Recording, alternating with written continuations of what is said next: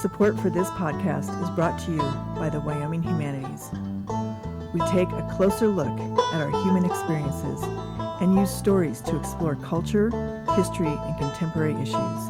You can find us on thinkwhy.org. My father, every time we left the house, I remember he used to say, "Be decent." And that covered a lot of sins. Hello, I'm Emmy DeGrappa, and this is What's Your Why? Each week we bring you stories asking our guests the question why. We learn about their passion, why they do what they do, why should we care, and what can we learn? What better place to explore the human landscape than from the state known for its incredible landscapes, Wyoming? And what better organization than Wyoming Humanities? Serving our state for over 45 years, we share stories, ideas, and wisdom about the human experience. Welcome to What's Your Why?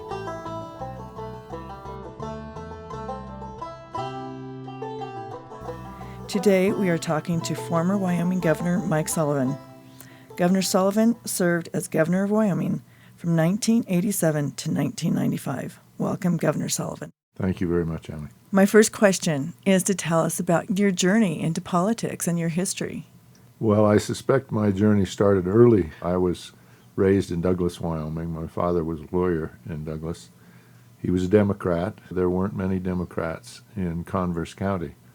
Still aren't many Democrats, but there are more, I think, than there were then. And because he was one of the few attorneys there, he ran for county attorney, which was an elected office, and he ran on 2 or 3 occasions and was elected twice, I believe, and we had to help him campaign. And so my first door-to-door was at about 8 years old, I suspect. And so there'd always been a political part of our lives, and he was always interested in policy and politics. And our grandfather, who was a lawyer in Laramie, was similarly involved in politics, but not elected. He was just working for Democrats. So it was always there.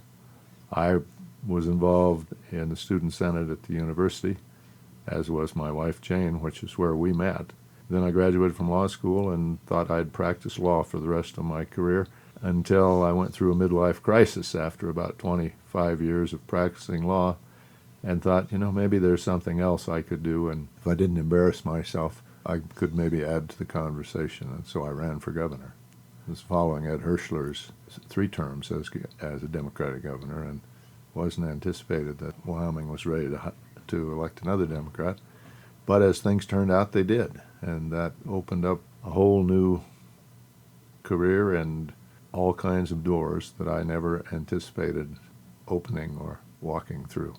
That is interesting. Did you and your wife Jane get married while you were in law school? I graduated from engineering in 1961. Jane graduated from education.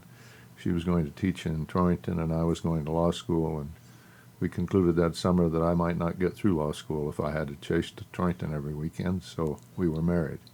She got a job and put me through law school. It was a great decision. It was a great decision. And how many children do you have? We have 3 children. Okay. How did politics and being a governor change your family life?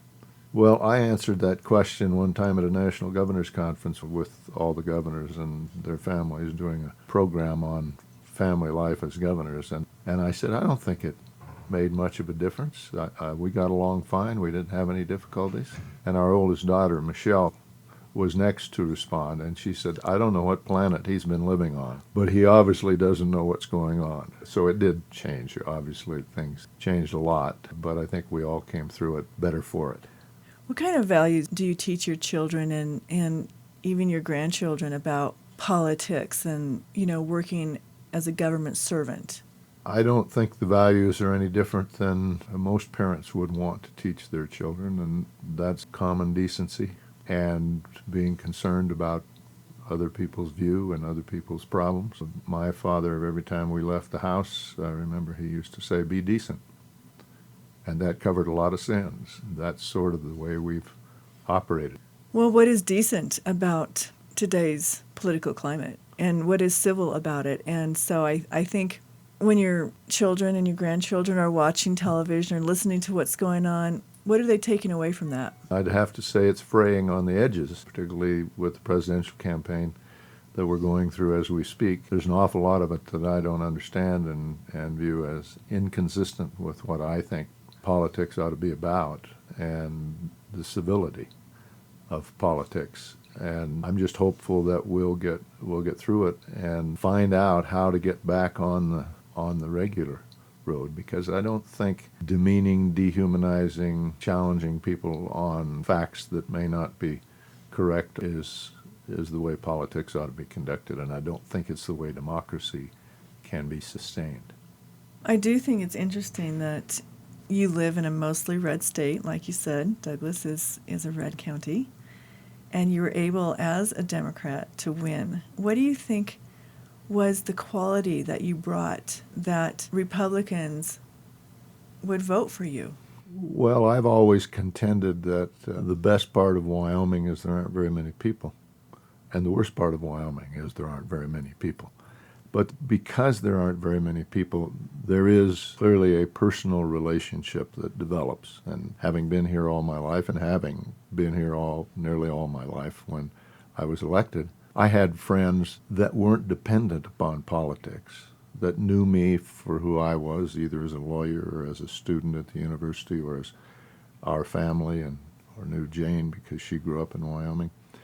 And so they recognize you not as a politician, but as somebody who shares the same values. And in electing a governor, that the people were able to say, look, we can forgive this registration, and he's not so far off. We don't think he can do a good job. And as a result, I got elected. And how did you become ambassador to Ireland? How did that happen? For the 8 years I was governor, I served with Bill Clinton. I was the first governor to endorse him when he decided to run, because I thought he was the best talent that the Democrats had. I thought it was a little early at the time he announced George Bush had a 90% popularity, but I had told him that when he decided to run, I'd be happy to support him, and I did, and he always appreciated the fact that I did that. We were friends. He talked about coming back to Washington and do something in the administration, and I said I didn't want to do that, but if they had a good ambassadorship, I might be willing. And I didn't campaign for it, but one day I got a call, and they said, your name doesn't fall off the list. We want to know whether you're interested. I said, well, I can't tell you until I talk to Jane. So I broke it on her after about 4 hours that evening at home, and she said, you waited 4 hours to tell me this? And I didn't know at that point I would get the appointment, but they wanted to know whether we had an interest. She said yes, even though she was just sort of settling back into Casper, where our home was. But she said, yeah, I'll do it again with you if it comes. And it did, and it was a remarkable experience, just as governor was. What was your favorite story working as the ambassador to Ireland? What do you think you accomplished there? It was a remarkable experience, and this was an experience that even in my fondest dreams I could never have, just as being governor was. I could never have anticipated that I'd get elected governor. It wasn't something that was on my menu or my goals for years.